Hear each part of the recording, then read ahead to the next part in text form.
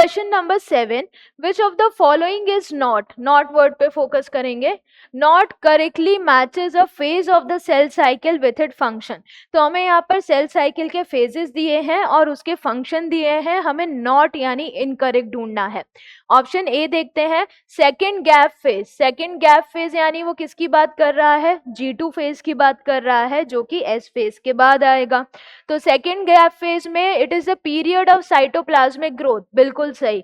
जो G1 phase है या हम बात करें G2 फेज, दोनों में सेल कंटिन्यूअसली ग्रो करता रहता है in terms of cytoplasmic increase.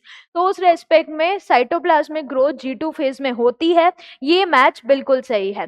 Option B अगर हम देखें, फर्स्ट गैप फेज यानी G1 फेज की बात की जा रही है, तो first gap phase it is most of organelle duplication, ये भी सही है। जो सेल ऑर्गेनल्स को डुप्लीकेट करना है वो किस में हो रहा है, G1 में भी होता है और G2 में भी होता है, लेकिन most of the organelle duplication G1 में हो रहा है।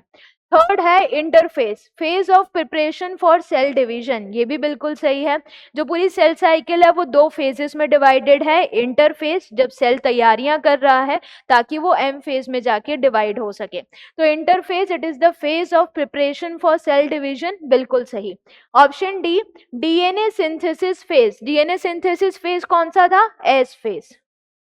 तो जो एस फेज था वो क्या था, डीएनए सिंथेसिस फेज था, जिसमें जो अमाउंट ऑफ डीएनए है वो डबल हो रहा था। So doubling of number of chromosome नहीं, क्रोमोसोम जो था, क्रोमोसोम का नंबर सेम ही था। अगर एक डिप्लॉइड सेल में जितने भी क्रोमोसोम हैं, फॉर एग्जांपल 10 है, जब वो एस फेज से जा रहे हैं तो भी क्रोमोसोम नंबर 10 था, बस उनमें डीएनए डबल हो रहा था। तो अगर फॉर एग्जांपल पहले वाली जो सेल है उसमें 10 पिकोग्राम डीएनए है, जब वो G1 में आई फिर एस फेज में गई तो एस फेज में डीएनए डबल होके कितना हो जाएगा, 20। तो इसलिए जो doubling of number of chromosome है वो गलत है, इट इज द डबलिंग या DNA duplication in the cell. तो यहाँ पर इनकरेक्ट पूछा गया था, इनकरेक्ट क्या हो जाएगा, ऑप्शन डी।